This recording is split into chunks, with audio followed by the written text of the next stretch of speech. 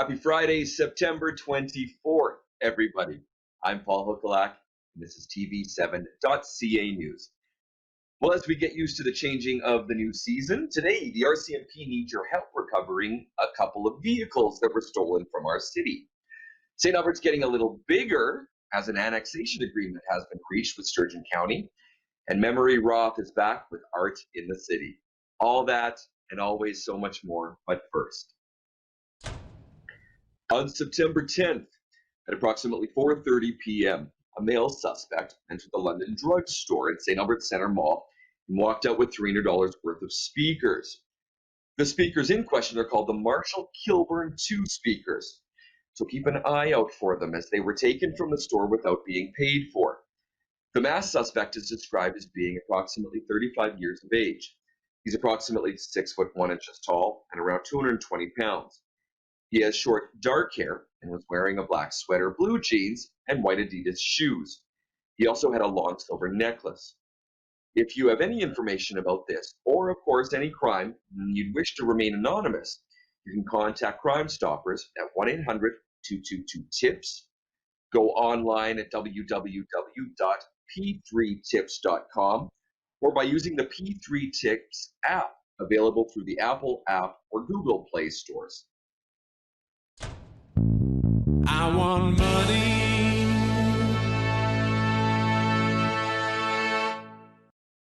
Good morning, happy Friday, and happy almost end of September. There's some important deadlines coming up that everyone needs to know about. Due dates, payment dates, and many different extensions have been applied throughout CRA, and things are finally starting to go back to normal. Kind of. September 30th is your last available day to make payment on account for any overdue personal or corporate taxes that were extended because of COVID-19. You will start incurring interest now. All of your personal returns for all years up to and including 2019 should now be filed. If you haven't filed 2019, you risk losing benefits such as GST and your child benefit. CRA is indicating that their staff are now resuming audit and review and collection programs. So if you do get a call from them, it could be CRA and not a scam. If you don't know what you need to do to get in compliance with CRA to make sure that you're up to date, feel free to reach out to one of our professionals and we'll try to help. In our experience, it's never as bad as you think that it is. I'm Crystal Lucier with Preferred Tax Solutions, and this is TV7.ca. I want money.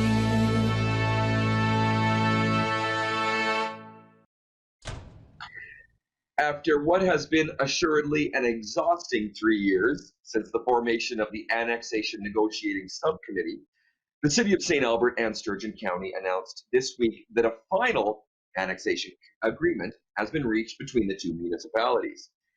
The city and the county have worked extremely hard to reach this agreement, said the City of St. Albert Mayor Kathy Herring. She goes on to say, "We feel it addresses the majority of the issues brought to the negotiation table and sets the stage for continued intermunicipal relationship building and sub-regional growth. An application to the Municipal Government Board, or the MGB, will take place after the final round of public and stakeholder participation occurs in October. Led by the City of St. Albert, sessions will focus on sharing information about the negotiated agreement. Once this process is complete, the city can file its annexation application with the MGB. Now, at that point onward, interested parties can make submissions to the MGB. The City of St. Albert has some great information about the annexation, the process that they went through, and how it might affect landowners on its website. Just search Sturgeon County Land Annexation. Hi, and I hope you're enjoying the beautiful day today. I wanted to do an update on the Edmonton market. So I spent the morning doing a lot of research, pulling numbers, see what the sales activity is, not just for Edmonton, but for every community. Well, actually not this. This part here, that was a quiz I did online. But I mean, the rest is all the numbers. So here's what's happening. We have a seller's market going on, we have a balanced market going on, and we have a buyer's market going on. I did the numbers for single family homes. I thought, let's leave condos out. Let's keep it simple. Let's just look at single family. And let's look at not just Edmonton, but a lot of the communities, St. Albert, Sherwood Park, Spruce Grove, and Leduc. I took some information to see where they're sitting relative to Edmonton. If we look at Edmonton, we're in a seller's market, I would say, for the under 400,000 single family home. We have about 3 months supply. And the reason I look at whether we're in a seller's market or a buyer's market is because that trumps everything else. It doesn't matter what the interest rate is, what the employment is, whether GDP is up or down, whether we have immigration or not. Really, the trump suit is whether we're in a seller's market or a buyer's market. So how do we determine that? We take the inventory that we have on any given day. Let's say in any community there's 100 homes. We look at what's sold in the last 30 days or last month. If there's 20 homes that sold, that would take 5 months to sell all the homes if no further homes were listed. That we would call a balanced market. Less than 5 months, we move into a seller's market where we see competition for homes, price competition. More than 5 months supply on the market, we see downward pressure on prices as those that really need to sell, have more incentive to just lower their price a bit and get it sold. So this gives me a really good snapshot of where prices are headed. So Edmonton, single family homes, about 3 months supply. Seller's market, upward pressure on the under 400,000 single family. If we look at the over 500,000 single family, we're sitting at about 7 to 8 months supply. Buyer's market, downward pressure on prices. If I had a home in the burbs for $650 or $700, I might want to sit on that for 3 or 4 years, hoping that the prices will come back and I can get my money back. And this isn't a surprise because in the last 6 years, a lot of the families that occupied these homes worked in the oil industry. These are more expensive homes. They're bigger. They're nicer. And a lot of these families just left when the jobs left. So we're seeing an oversupply of these. St. Albert is really interesting. In fact, St. Albert is the only community in the entire region where we're at a seller's market to the extent where we have less than 2 months supply of homes. For under 400,000, there are 45 homes on the market today, 26 sold in the last 30 days. So we're sitting at a little over a month and a half supply, which is just ridiculous. So there is significant upward pressure in single family under 400,000. Even if we look at the over 500,000 in St. Albert, we're really sitting at about 4 months supply, which I would call that basically a balanced market for the over 500,000. Sherwood Park. Sherwood Park and St. Albert have a very similar population. I think St. Albert's sitting around 67, Sherwood Park might be sitting around 70. We should expect similar numbers, but we've got about a 4 month supply of homes under 400,000 in Sherwood Park. Still, a slight seller's, balanced slight seller's market, but nothing like St. Albert. But where it gets interesting, if we look at the over 500,000 in Sherwood Park. There we're sitting, now this is the only community in the Edmonton region where we're sitting at, I would say, a bit of a seller's market for the over 500,000. We're at about less than 3 months supply. So if you're selling your home in Sherwood Park, 650, 700, that's the community. You got the best shot at selling it for the best price. Spruce Grove, again, a bit of a seller's market for the under 400,000. There's just a little under 3 months supply.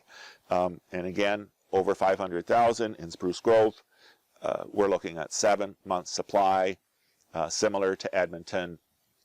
You might want to hold, if you can, for 3-4 years or longer. I actually think our outlook 10 years out looks potentially quite good. Leduc's a really interesting community. If you only have $300,000 and you want to buy a nice home, you want to look in Leduc. In fact, I would think of all the areas surrounding Edmonton, Leduc is, in terms of value, one of the best. You can get the most home for the money, and if you can live outside the Edmonton, if your commute isn't that far, or if you want to be close to the airport or get a head start to Banff, then that's kind of where you might want to be. That's my snapshot. I think went over every one of them. If you have any questions about what's happening in your neighborhood, by all means, reach out to me, Dennis Faulkner, Realtor, Remax Select. I'd be more than happy to give you some information on what's happening in your area, your neighborhood. I hope you have a wonderful day and that you get a chance to go out for a short walk and enjoy our beautiful fall day. Bye for now, and keep safe. Do you make it a habit of locking your vehicles up at night? Just a reminder, last Saturday, the RCMP received 2 separate reports of citizens' vehicles being stolen overnight. This is still happening. The first vehicle theft occurred on St. Vital Avenue, where a black 2010 Ford F-150 was stolen.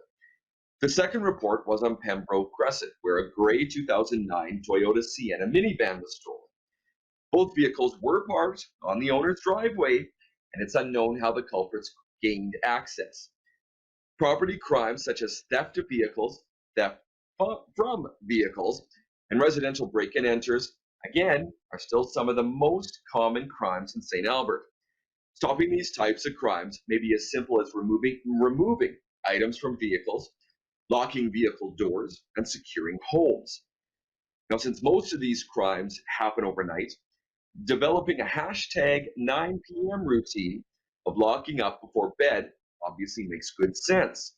Of course, the hashtag 9 p.m. routine includes removing valuables and locking your vehicles up at night, parking in your garage, leaving exterior lights on, and locking your house doors. St. Albert RCMP continue to investigate these stolen vehicles. If anyone has information and or surveillance camera footage of any suspicious activity during the overnight hours of September 18th or 19th, or at all for that matter, in the areas where the vehicle thefts occurred, please contact the RCMP.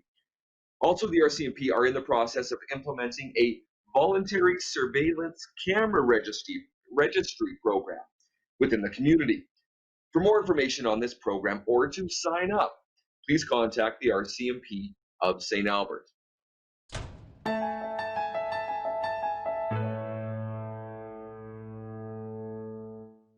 Hi, everyone.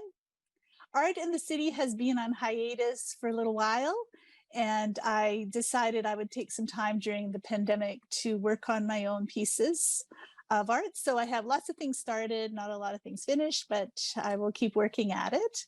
But today I'm happy to tell you that I am talking with 2 award-winning, very talented local artists, Barbara McDonald and Cindy Revell.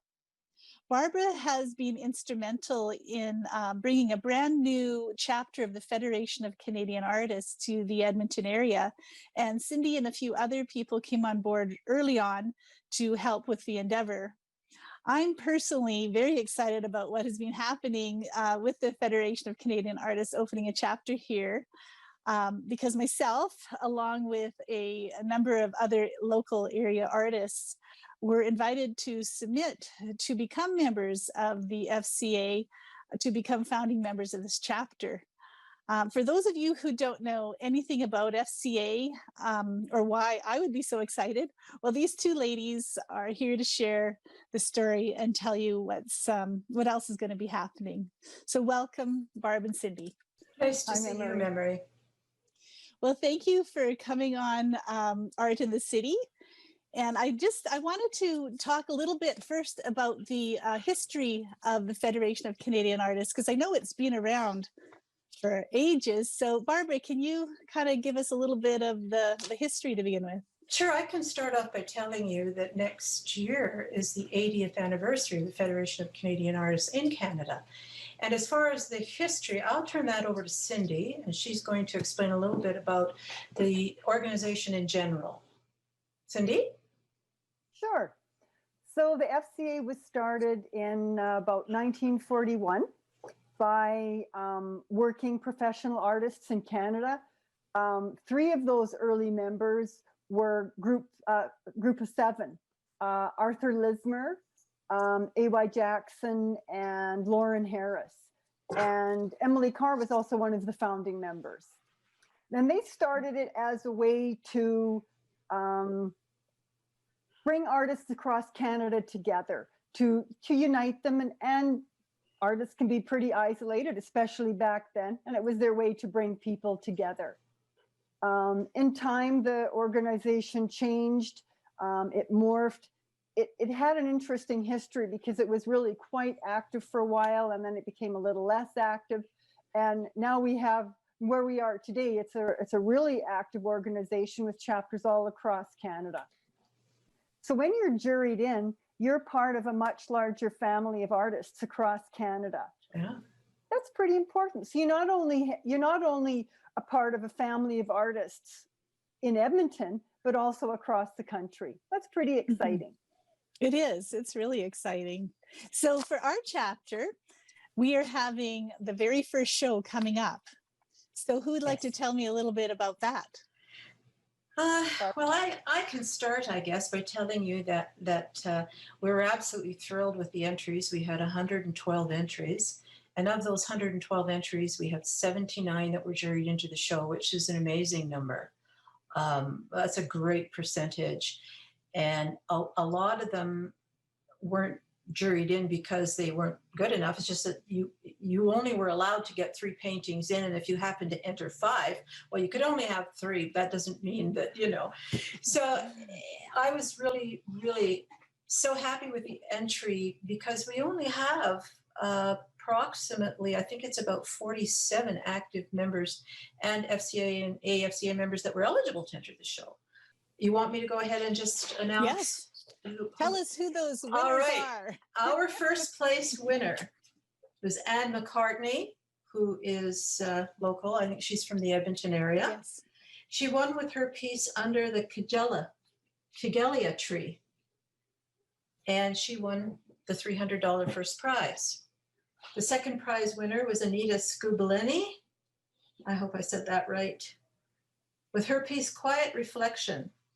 And she won $200 for her second place. And the third place winner was Susan Abma with Trumpeter's Tea. And she won the $100 third place. And then we had 3 honorable mentions that had a $50 prize.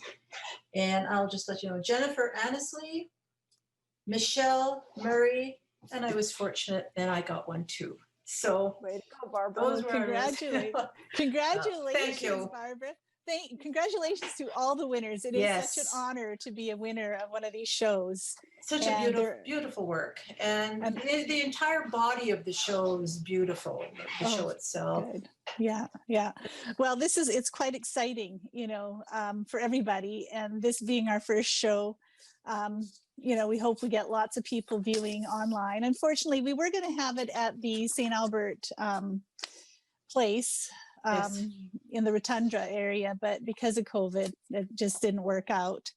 So what is the start date is September the 23rd. 23rd, yeah. And it runs until November 1st. November 1st. November 1st. Yeah. So people can go to the Federation link, which I believe is, what is that link?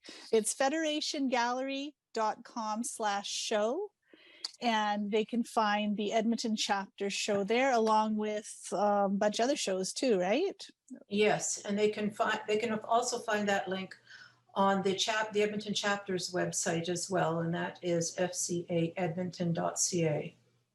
And the Federation of Canadian Artists also has a Facebook page. People can like it and follow along. Mm-hmm. And we're on Twitter too, right? Yeah, I think we are. No, not Twitter. We're on Instagram. Yeah, I think so. Yeah, Yes. so people can find us also on Instagram. So, well, this was great, ladies. Thank you so much for, telling everybody a little bit about the Federation of Canadian Artists. And hopefully this is going to open up a a whole new thing for the Edmonton art scene. And hopefully we'll get lots more people applying and participating, and it will be a lot of fun. I would like to add one more thing, Memory, if I can. Sure. Yeah. We have reserved the Ottawell Center in Sherwood Park for our second show. And we're hoping that it's going to be a physical show this time around for February 26th, 27th, and 28th. Right. Great. So we're hoping we'll get some more artists interested in the chapter to be able to enter that show. That's great. So thank you so much, ladies. I wish you all the luck with the show. I look forward to talking to you again. We'll have to talk again before the next show. We do have a lot of St. Albert artists with the Federation, along with absolutely Edmonton yes. area. Mm-hmm. So it's been really great. So thanks again, ladies, and enjoy the rest of your day. Thank you, Memory. Thanks for You're the welcome. opportunity.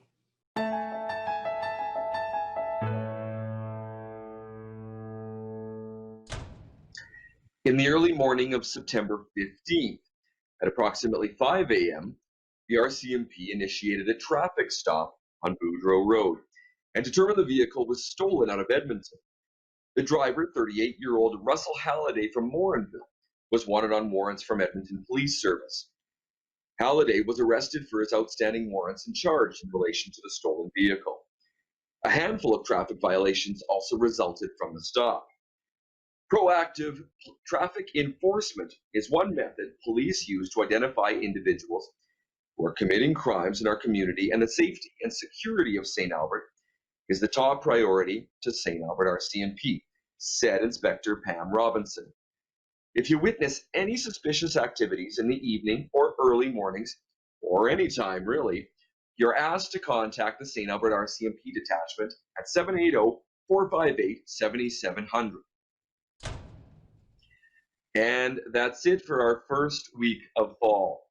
If you have any community events or news you'd like to share with our viewers, please send us an email at news@tv7.ca. And from all of us at tv7.ca, enjoy the wonderful season. The leaves are starting to look fantastic. I'm Paul Hukalak.